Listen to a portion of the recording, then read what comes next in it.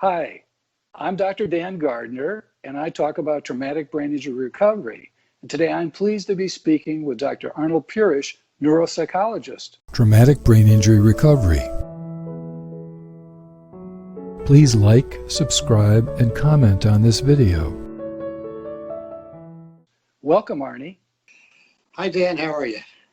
Good, thanks. Arnie, please tell me about your background and how you got into the area of traumatic brain injury. Well, I have a doctoral degree in clinical psychology. That's a PhD.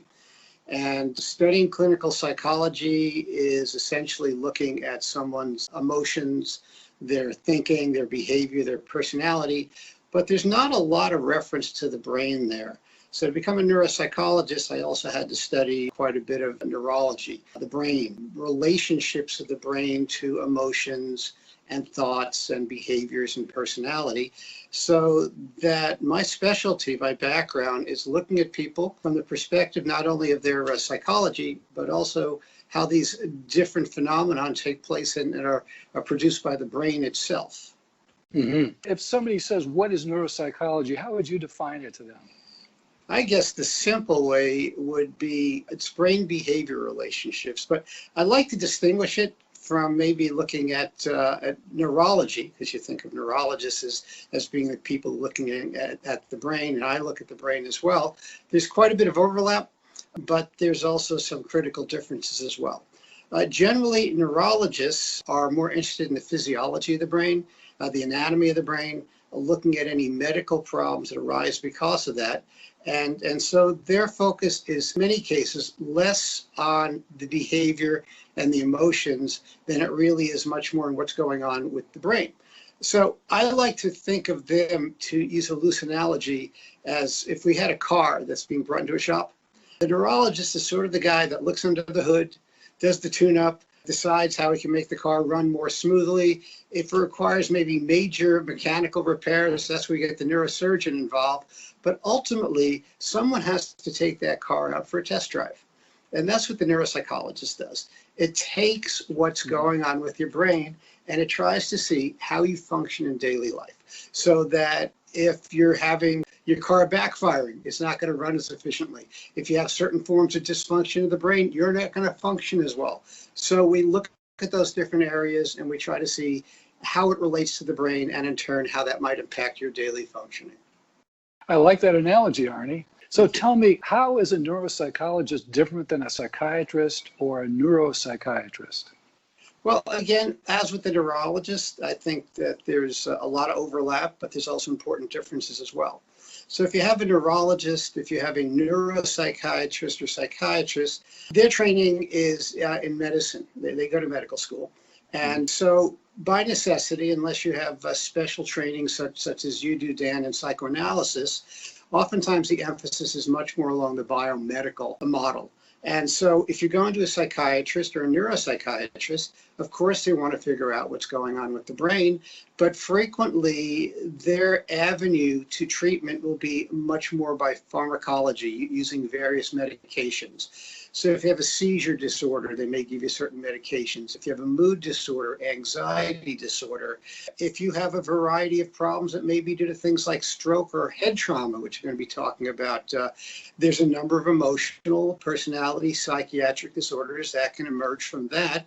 And they will generally approach that much more from a medical approach.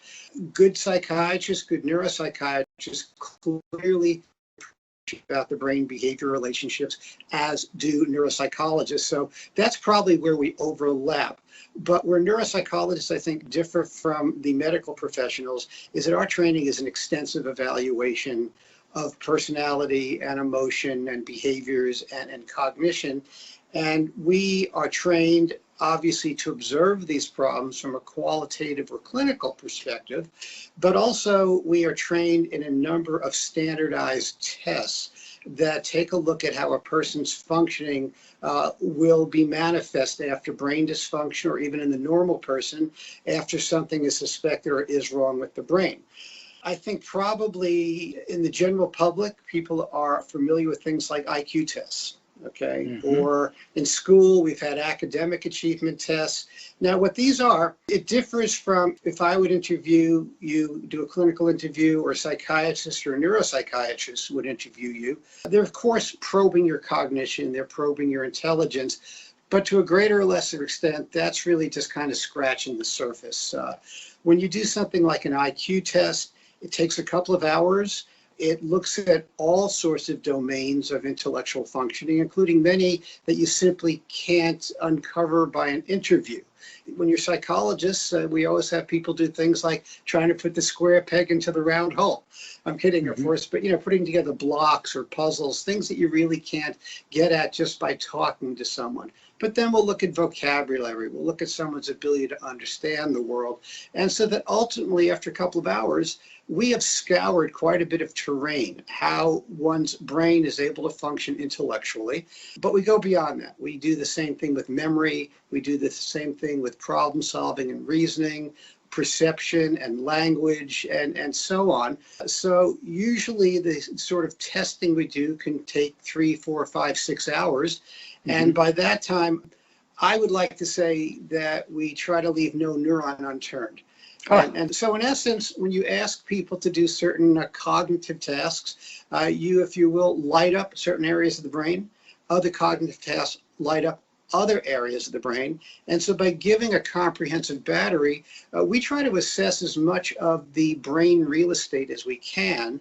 And in that way, not only can we give you a fairly comprehensive picture of how a person functions in all these different realms, but we can use that information as well to be able to diagnose where in the brain we may have some problems. So, Arnie, when a brain injury survivor thinks about neuropsychological testing, how soon after the injury should they have testing?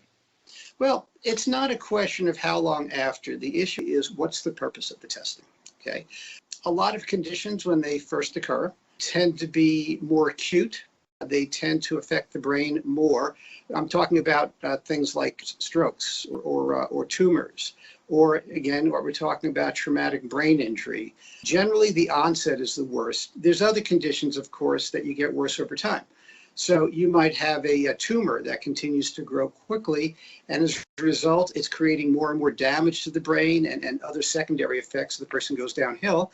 Or something like Alzheimer's disease, which is a deteriorating condition. So for one thing, we can give testing early on, and we can give it periodically after that. It's a nice objective and quantitative way to track a person's course. And of course, with Alzheimer's, you might expect them over time. The testing is going to be going in the more impaired direction. They're going to get worse and worse, unfortunately. But generally, with something like head injury, we expect the person to be the worst off early on. But as time goes on, the brain begins to recover, and we begin to see their neuropsychological functioning improve. So one reason we want to do this is obviously there's some good information to be had when you can see where a person's at a particular point in time. Are they improving when you expect them to improve, or are they going downhill? So if someone with traumatic brain injury looks worse 2 years later, we don't expect that. So it makes us wonder if something else is going on. Is there a new neurologic disorder, or over the course of time, they've lost their job because of their head injury, they've lost their marriage, they can't function socially, are they getting depressed? In any event, by comparing expectation with what's going on, it will alert us to potentially confounding conditions that need to be attempted as well. So that is one reason that you can test at various points in time. The other reason is that when we talk about doing treatment, we need to know where a person's at. And so that if I test someone early on, I may be able to tell how impaired they are then. And when a person's very impaired, they're not going to be able to profit from certain types of treatments. Okay. So if we track them over time and we see there's certain degrees of improvement, we know that there's certain things they can profit from. So we can alter or modify, update the treatment regimen as well. So there's a number of advantages, and so there's no right or wrong time to test someone. It's a question of what type of information are we attempting to gather from assessing at a certain point in time that hopefully will be able to guide questions such as treatment, differential diagnosis, and prognosis. You're talking about very extensive and comprehensive testing that you do. And it's much more extensive than a mini mental status exam that I might do or a primary care physician might do. You started to say what areas of cognitive functioning you look at, what parts of the brain you want to light up with these tests. Can you go over that again and list those for me? Well, sure. And I would say that it's not all just cognitive. The neuropsychological evaluation is looking at functioning in general. And so when we think cognition, we think intelligence, we think learning and memory, we think language, we think executive functions, we think perception, things along those lines. But people also deal with the world with sensory motor functions. So we look at things like coordination and dexterity. We look at various sensory skills as well. And part of the evaluation also is looking at things like emotional and personality variables. The problem with that is that it's very difficult to come up with a test of the brain that can tap into areas that look at personality. There's some areas of the brain. One area is right behind the eyes. It's called the orbital frontal region of the brain. And when you damage that, and you just purely damage that, frequently your cognition it can be perfectly intact. But that's a region of the brain that allows us to regulate our emotions. It's very important in impulse control, in inhibiting or damping down our responses. And people like that can begin to feel angry, for example, and that anger may bloom into full rage. And then it runs its course, and they return back to normal. And the cognitive brain says, shouldn't have done that, okay? But the neuropsychological exam tries to look at as much as we can. Some of it can't be tested, and some of the things that can be tested are not necessarily cognitive in nature. So a long way around the cognitive sorts of things. We are looking at perception. Now, perception is different than sensation. People see, they hear, they feel. But ultimately, they process what they see, they feel, they hear. They may make out that there's certain sounds that have some sort of meaning, or voice tones. When you see things, oftentimes we may be looking at maps. We may be looking at very complicated visual stimuli in the world. And so to interpret that goes beyond seeing. We first check out whether or not the basic senses are okay, but then if they are, once they get into the brain, we want to see how the brain perceives them. In other words, interprets them. We look at language.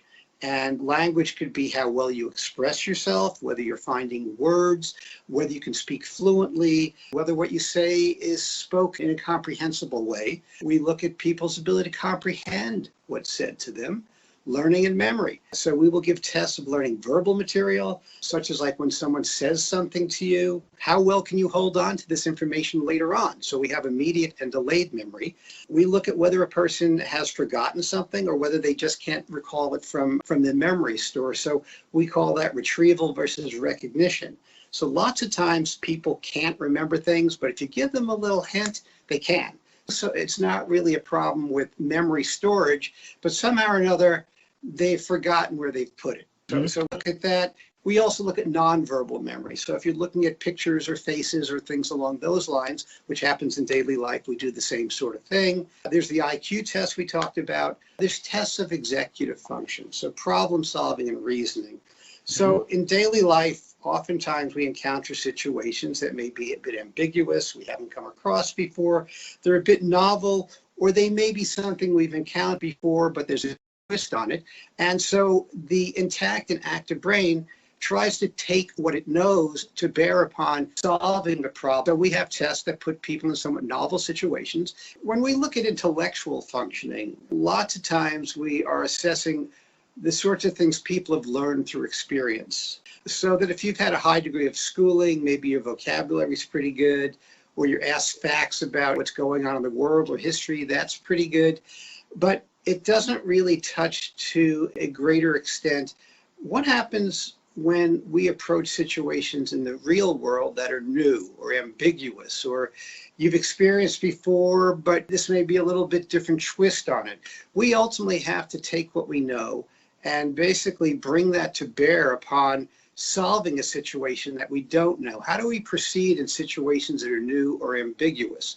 So we give tests that give people new or ambiguous situations and see how they go about solving it. So that you can't test everything, but ultimately by doing things like that, you have a sense of if someone was to encounter something new or novel in the real world, how might we expect them to go about it and how successful might they be?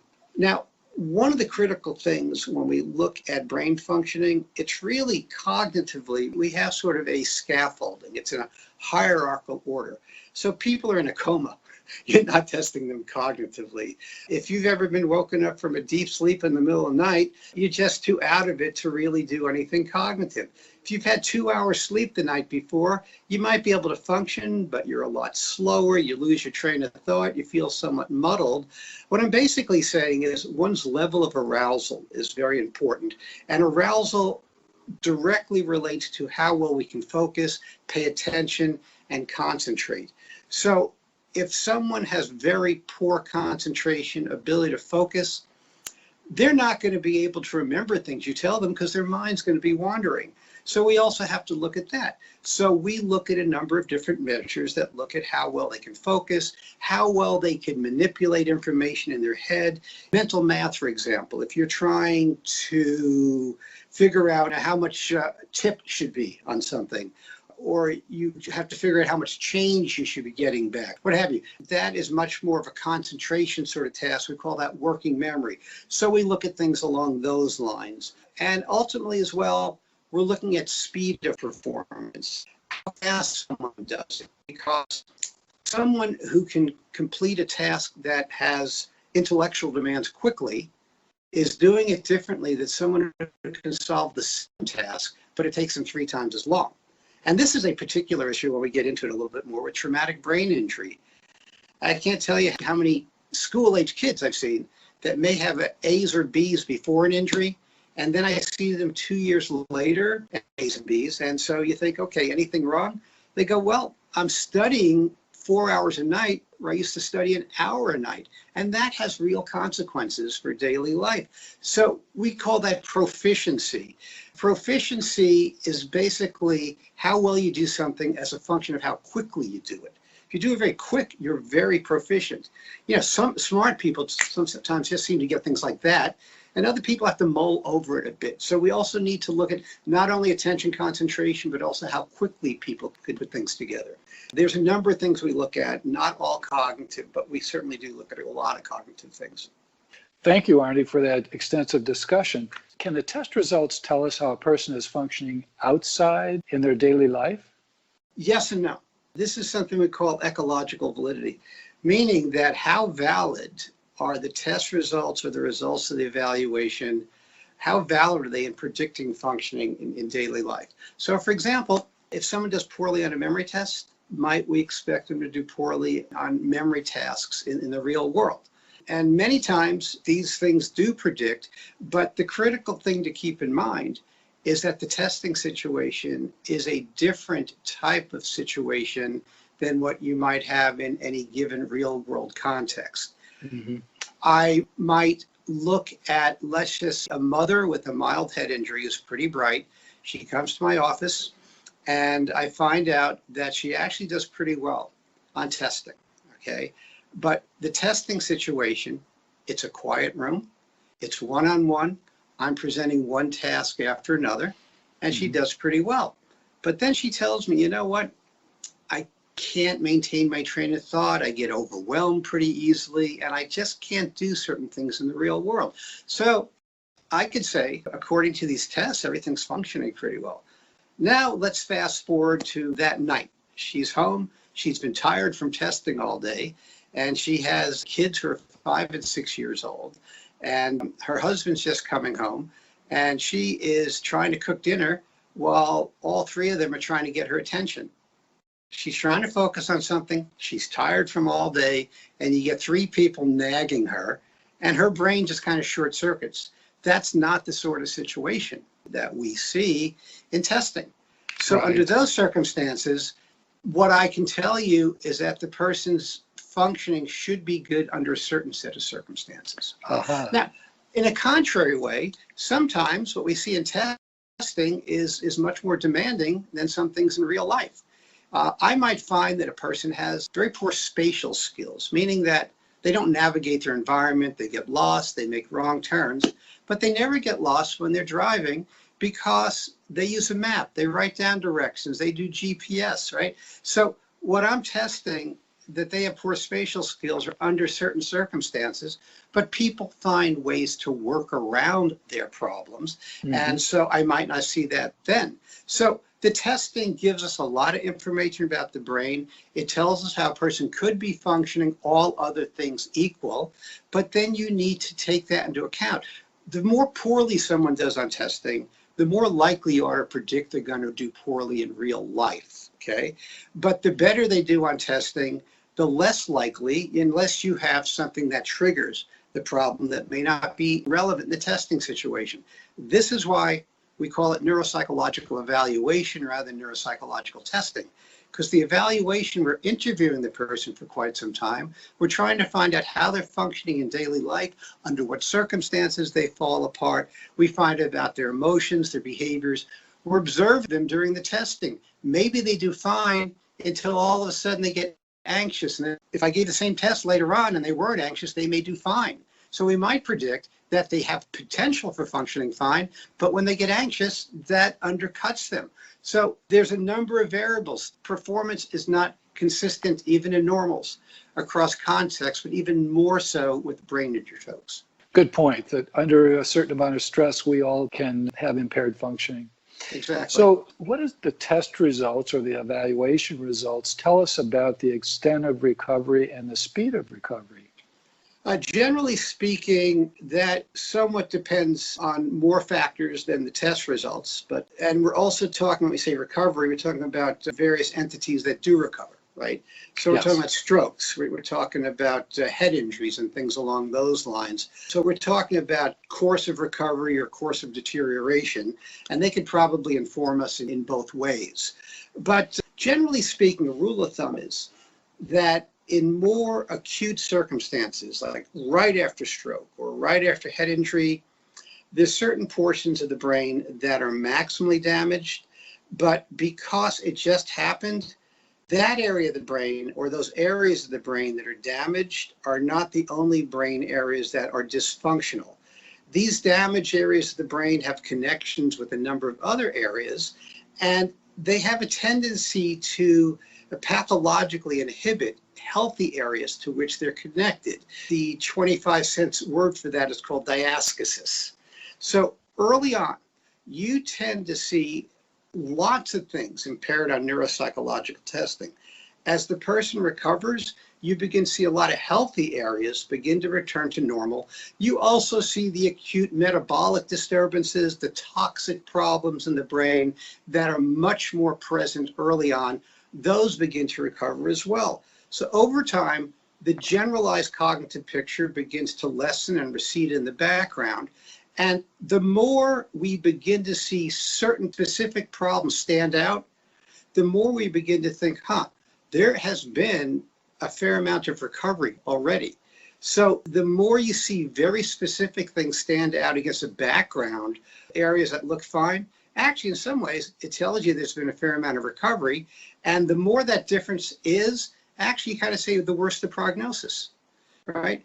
So that if all of a sudden almost everything is well in the normal range, except for one or two factors, and they're down there moderately impaired, you know what, the brain has pretty much recovered, and this doesn't look so good in the long run. So we can get a snapshot into the future by looking at, I guess you can say, figure and ground of test results. Mm-hmm. And of course, we bring a lot of other information to bear upon that. We know the person's 2 years after injury. We don't have to just do it in isolation. And someone's had a stroke and they still have problems 2 years later.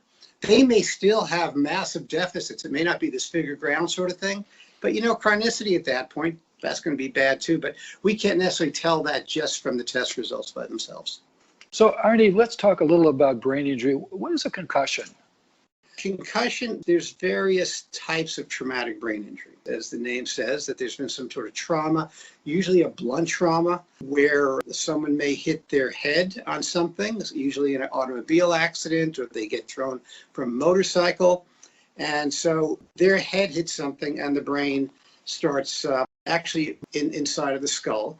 We have the type that is called a crush injury. This is if someone hit you over the head with something. You're on a construction site and a 2x4 falls from 25 feet and hits you on the head. So that's really a moving object hitting a stationary brain. But for the most part, we typically talk about post-concussive phenomenon in the first scenario, where you get the head hitting a stationary object with some force.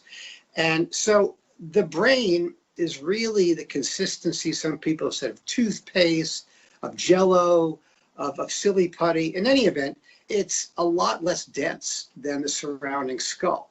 So the head stops all of a sudden, but the brain can twist, it can reverberate back and forth. There's a number of things that can happen to it. And if the damage that occurs to the brain is not that great, and typically clinically, we can infer how bad the damage is by the person's cognitive state right after the injury. And we look at a number of things. We look at whether they've lost consciousness. Oftentimes, people will be awake. They may walk and talk, but not remember what's going on. We call that post-traumatic amnesia. We may all be familiar with a football player who doesn't know they're concussed. They throw a touchdown pass and they don't even remember that they did that. That's a unique example because usually when you're concussed, you're not that capable. But we do know that many times people think they're unconscious. They simply don't remember what's going on because the brain gets concussed enough that it stops processing what's going on around them. And so as far as you're concerned, you've lost consciousness, but you just haven't put in that memory. And so we have mild, moderate, and severe traumatic brain injuries. Mild traumatic brain injury, I think, and concussion are usually used synonymously. I don't like the fact they're equated, but nonetheless, when you see those, they're often used synonymously. And to have a mild traumatic brain injury or concussion, we're typically talking about someone who's had relatively minimal alteration of consciousness. And we look at that in terms of if they've lost consciousness, it has to be less than 30 minutes. If they have what we call this post-traumatic amnesia, it has to be less than 24 hours, okay? When you get into the moderate range for loss of consciousness, it could be 30 minutes up to 24 hours, and then severe is over 24 hours, so you've lost consciousness for more than a day. For post-traumatic amnesia, up to 24 hours is mild, 24 hours to a week is moderate, and after a week, that's considered severe. So to make a long story short, too late for that, we're talking about someone who has a loss of consciousness of less than a half hour, and if they have a gap in their memory, it is less than 24 hours. Well, Arnie, why do they call it a mild traumatic brain injury when some people after a mild traumatic brain injury can have problems that are pretty serious and interfere with their functioning and are long lasting? So why do they say mild? It may be a question of degree. I mean, some people have moderate traumatic brain injuries. Some people have severe traumatic brain injuries that recover pretty well. But the fact of the matter is, when we look at people and we put them into these three different categories, it's more of a continuum than anything else. We find that people who have severe traumatic brain injuries function worse in daily life after the injury than moderate, and even less so mild. It doesn't mean that a mild traumatic brain injury can't have profound effects upon your life, but we call it mild compared to moderate and severe, where you're more likely to have more severe and chronic problems than mild. So the mild has more to do with diagnostic criteria than the severity of the symptoms and problems that follow the injury. One expects for moderate or severe, there may be more severe symptoms over the long term, but again, there's a lot of individual variability. But ultimately, what we're looking at is how a person functions in daily life, and we're trying to look at what the brain is capable of doing after mild traumatic brain injury. If, in fact, their daily life makes demands of those regions of the brain, then they're going to have some real problems. So I like to say that two different people with the same exact injury, but have different demands or circumstances in daily life, will have a different degree of disability. So you have someone who's had a concussion, but they're a guy or a woman who works on an assembly line, and they do a repetitive, relatively non-cognitive task all day. They come home, they watch sitcoms. They basically they don't have a lot of intellectual type of interests. They're different types of interests. You have that same injury to someone who is their boss in the factory. And this is a person who is managing 1,000 people. He has a number of executives under him or her, comes home and has a very intellectually, culturally based life. This person has a mild cognitive problem. This may actually turn out to be something that they can't even work anymore. They can't keep up with their high-level friends. They go home and they try to read and they keep losing their train of thought and they can't keep up with that. They have mild irritability and all of a sudden they're losing their temper. This could create a rather grave disability. It completely upends their lifestyle, whereas in the first case, the demands are less in life. And as a result, you might almost say no harm, no foul. That's not entirely true, because people with mild injuries who don't have great demands in their life, let's just say they're young, they may have a hard time working up the corporate ladder, because the higher you work up, or a kid who may be doing okay in 5th grade, by the time in high school, the intellectual and academic demands are much greater. So all of a sudden, they begin to show greater disability as the demands in the real world grow. So you're less likely to show problems with mild compared to moderate. Moderate, you're likely to show it more readily across circumstances, and certainly severe, that would be even more the case. But you're not free from problems. So when you have impairments, you don't necessarily have disability unless there's an intersection with a demand for that impairment. Gotcha. So you're saying, Arnie, that similar impact can cause different results because of different cognitive demands. Are there other factors that can lead to different results and different problems? I think in some respects, they tend to bear on some of the same issues. So for example, we know that people have a good supportive family, right? People have good insurance, right? They can afford treatment. Those sorts of things may actually lessen the demands on them. There may be a family who is very sophisticated, they're involved in treatment, and they don't necessarily label the person's changed behavior in a way that may complicate things with anxiety and depression and family stress. We also need to take the person not just from a cognitive perspective, but how they were doing emotionally and personality and intellectually. Someone with greater resources intellectually or emotionally, greater resilience, is likely to cope better. Sometimes people are very successful because they're very hard driving. They're very perfectionistic. They have a very good work ethic, and they succeed well in life. Unfortunately, that may be a double-edged sword, because they may tolerate errors in themselves far less graciously than someone else who says, oh, well. So one's personality, one's environment, one's resiliencies, in addition to the demands of the environment and the cognitive problems, all of those figure into prognosis. Thanks. So Arnie, when you see cognitive impairment on the test results, is that because of brain damage only, or are there other factors that could account for that? Oh, there's all sorts of things that go into it. So we take certain populations and we look at risk factors, okay? And one risk factor for traumatic brain injury is being a risk taker. Right? And, you can get adolescent males, that's the testosterone factor. There's drinking, there's drugs. There's a very high base rate of things like emotional dysregulation disorders, like attention deficit disorders. Oftentimes, these people may have learning disorders. And so when they come to a neuropsychologist for evaluation, we know that even if they didn't have the head injury, if they had a history of alcohol abuse, if they've had a history of attention deficit disorder, if they've had a history of dyslexia, all of these things are going to show up on their current testing. The evaluation only tells you how they're functioning at this point in time. We need to sort out through history And through, as a neuropsychologist, we learn what sort of patterns may look like it's due to the head injury versus due to ADHD versus dyslexia versus alcohol abuse and so on, so that everything comes to play. So on the test results themselves, can you distinguish between brain damage and pain and medication effect and anxiety and depression? Is there a way to do that apart from the clinical history that you take? You are bringing another set of factors. My prior answer basically said anything that directly affects the brain, right? ADHD, dyslexia, alcohol abuse. But you're bringing up things like pain, anxiety, and depression, or the fact that the person doesn't want to be there and you're making them go through it. So motivation may be a factor as well. Maybe I'm getting them on a day that they haven't had too much sleep, or maybe they have a cold, or they're feeling nauseous.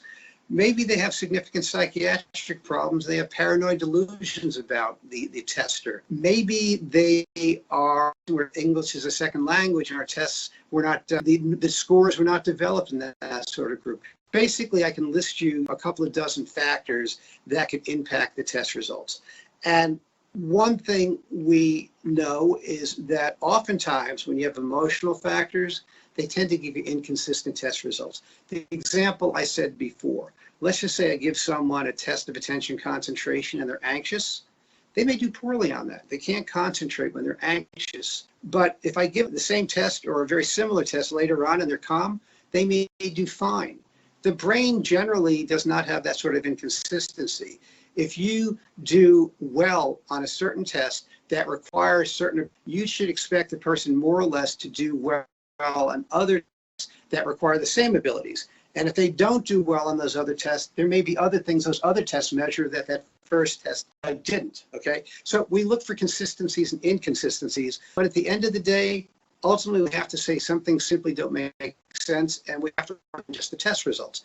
We need to do our clinical interview, our observations, read the records, that sort of thing, talk to family members, collateral sources. So it's more than just the testing. It's helpful to get data from outside sources apart from the testing itself. Absolutely.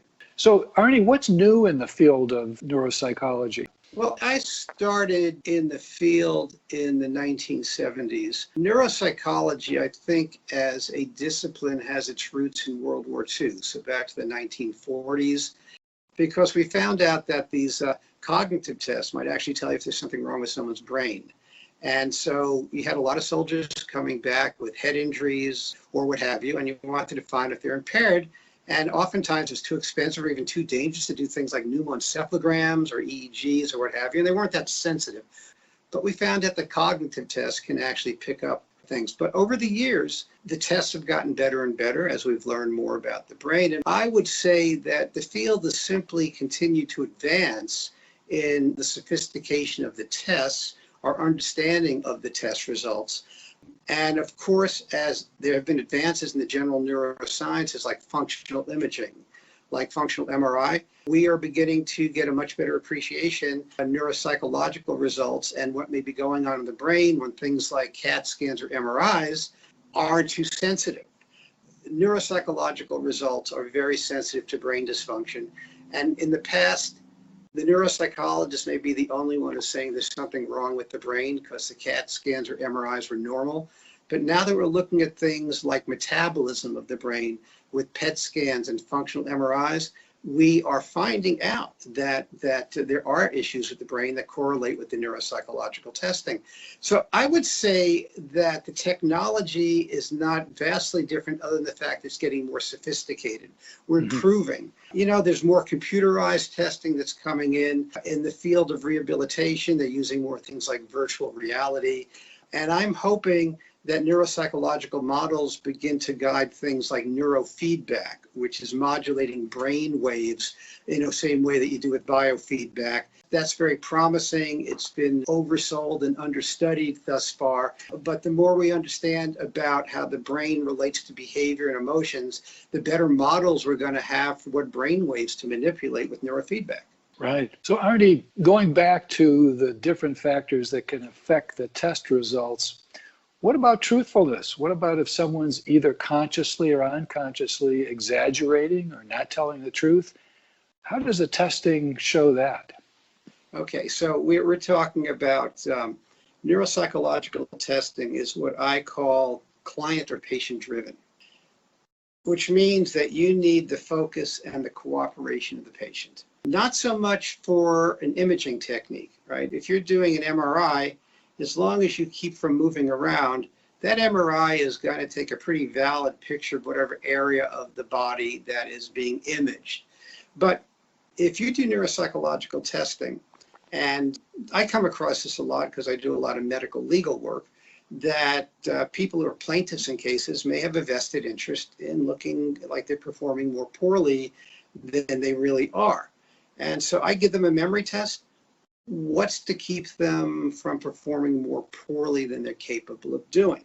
Okay. What's to keep them from offering more complaints or more severe complaints than they really have? So there's always this question of effort as well as maybe symptom magnification. So we have to look at that. Symptom magnification is something where people give more complaints, whether they are real complaints that they're just magnifying or false complaints, whatever. And generally we have a number of questionnaires in which we have validity scales. And that something like the MMPI. The MMPI is just one example of a number of personality tests that are distinguished not only that they look at some complaints, they also look at whether a person may be exaggerating or magnifying or actually trying to deny problems. So to a certain extent, we can rely on those scores to see whether or not there's magnification or what we call over-reporting, or there's minimization or what we call under-reporting. That's different than effort, all right? So how you perform on a test is not a question of whether you're magnifying or not. It's whether you're trying or not.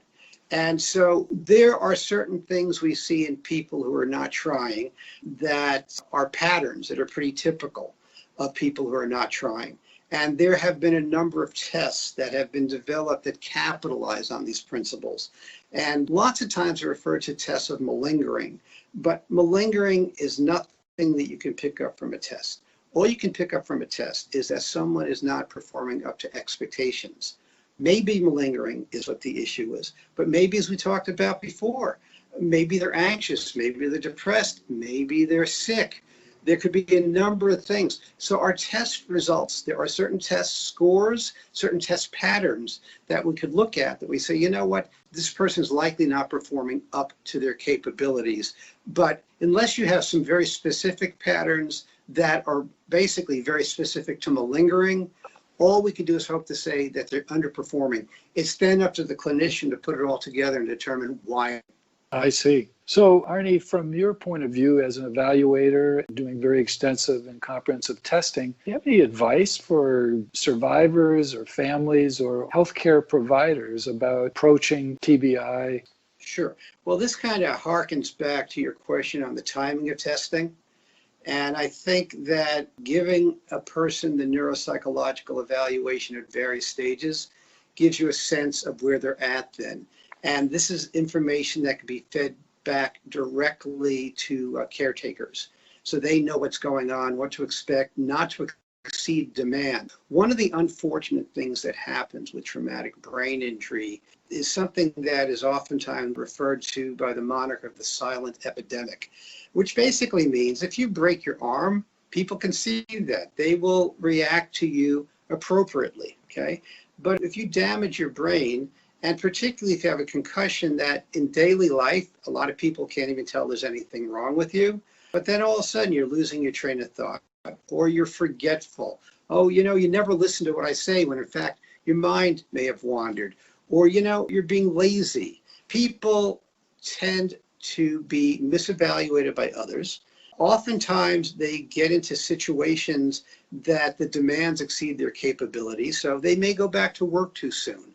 They may go back to school too soon, and they're failing. And as a result, over time, even on the demands are exceeding their capabilities, they start getting progressively depressed, anxious, and distressed. And so at the end of the day, even though the brain is functioning better, they're more disabled. And so the neuropsychological evaluation can help you sort out the factors, whether it's the brain, whether it's some other factor, whether it's over emotional type of thing, and essentially help the person and the caretakers design the environment that's appropriate to where the person's at. Is there anything else you want to add? It's a very gratifying field. It's great to see people with traumatic brain injuries getting better. It's very, very satisfying that you can give these people feedback they understand.